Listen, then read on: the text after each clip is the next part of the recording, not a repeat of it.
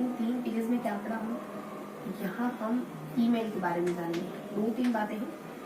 यहाँ हम e commerce के बारे में, ई व्यापार के बारे में जानेंगे, ई व्यापार के बारे में जानेंगे। यहाँ आउटपुट प्लस इनपुट डिवाइसेस के बारे में जानेंगे।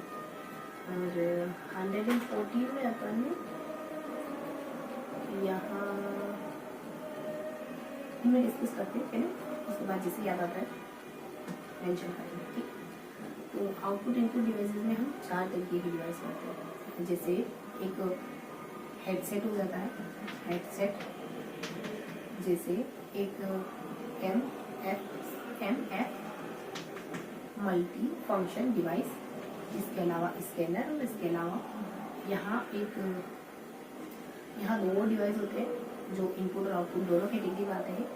एक डिवाइस का नाम है यहाँ, है ना, कुछ 2 डिवाइसेस के नाम है। इसके अलावा कुछ ट्रिक से ध्यान रखोगे, क्या ध्यान रखोगे?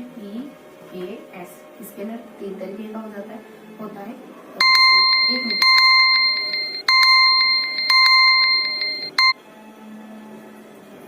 स्कैनर 3 तरीके का होता है, एक हैंडसेट करके, एक ड्रम करके, और फ्लैट करके। ठीक, और ऐसे एनालॉग कंप्यूटर का इस्तेमाल सबसे पहले सांख्यिकी क्षेत्र में किया गया था। पी से ध्यान रखेंगे, पैरेलिट सुपर कंप्यूटर,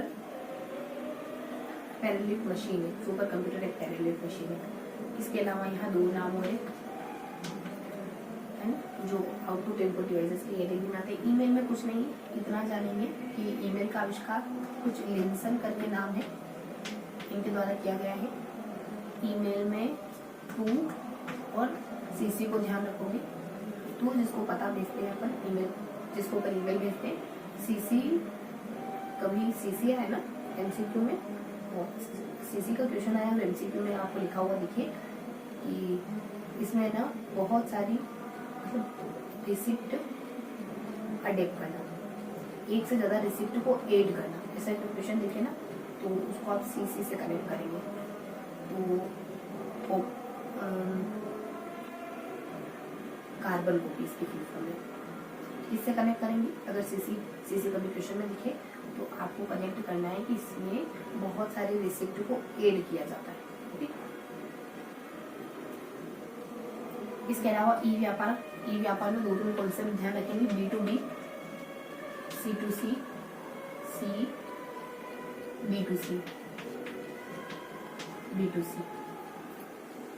ईमेल पते के 2 भाग होते हैं, एक तो नेम और एक मुख्य भाग और एक domain name. Okay, domain name जानते हैं, .com, .yahoo। हॉटमेल सबसे पहली कंपनी थी जिसने ईमेल की शुरुआत करी थी, हॉटमेल, है ना। तो ये थोड़ी सी बातें हैं ईमेल को लेकर के। और ई व्यापार में B2B मतलब business to business, consumer to consumer, business to consumer, ये थोड़ा सा ध्यान रखेंगे। इसके अलावा 114 में हमने क्या पढ़ा था, देखो, तो पढ़ा तो हमने कुछ कंप्यूटर से रिलेटेड ही होगा। यहाँ आउटपुट और इनपुट डिवाइसेस के बारे में बताया ना, तो सबसे पहल हमने शायद कुछ और आउटपुट डिवाइसेस पढ़ी थी। तो वो आउटपुट डिवाइसेस है प्रिंटर, फिर स्पीकर है, और एक और कोई आउटपुट डिवाइस। यहाँ देखो, यहाँ मोडेम एनालॉग सिग्नल को डिजिटल सिग्नल में बदलने का काम करता है, जो आउटपुट और इनपुट दोनों कैटेगरी में आता है। यहाँ फैक्स मशीन, प्रिंटर है, स्पीकर है, और एक और कोई नाम है यहाँ। तो प्रिंटर के बारे में ध्यान रखेंगे, 2 तरीके का होता है प्रिंटर, एक तो नॉन इम्पैक्ट, दूसरा इम्पैक्ट। नॉन इम्पैक्ट के 2 तरीके, नॉन इम्पैक्ट 3 तरीके का होता है। नॉन इम्पैक्ट प्रिंटर के 3 टाइप होते हैं।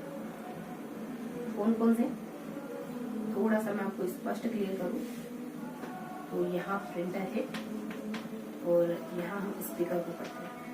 प्रिंटर 2 तरीके से डिवाइडेड है, एक तो नॉन इम्पैक्ट में, दूसरा इम्पैक्ट में।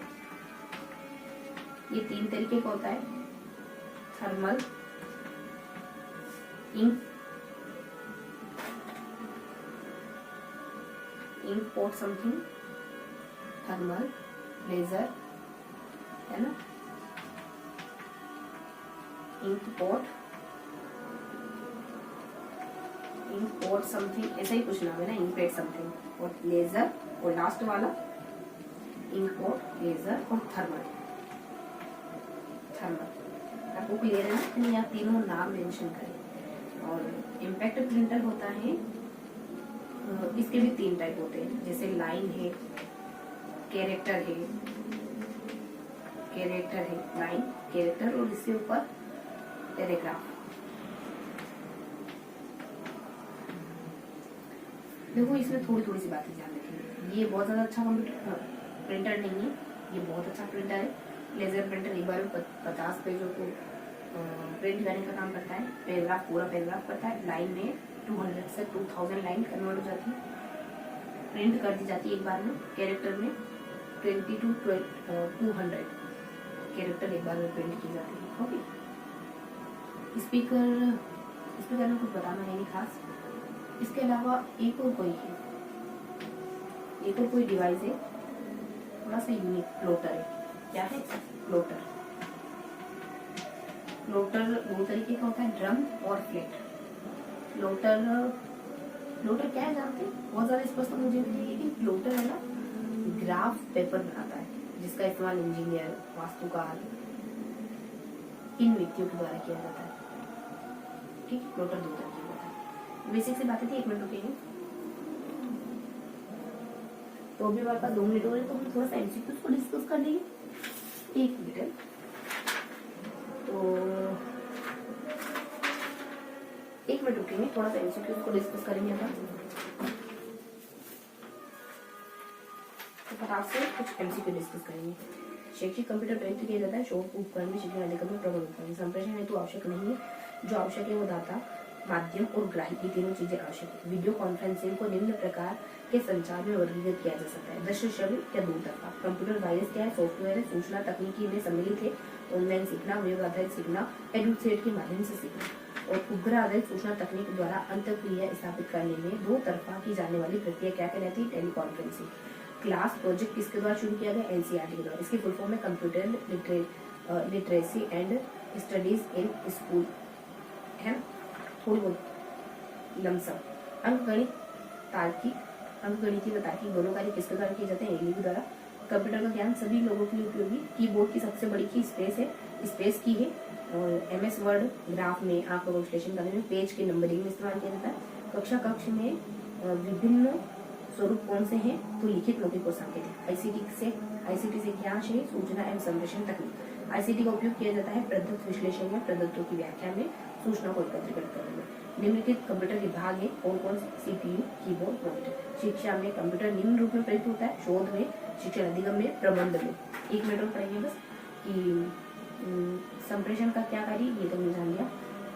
सूचना को आदान प्रदान करना, मोटिवेट करना, शिक्षण, प्रशिक्षण, इसमें भी सूचना संप्रेषण का इस्तेमाल, ये भी संप्रेषण का एक कार्य।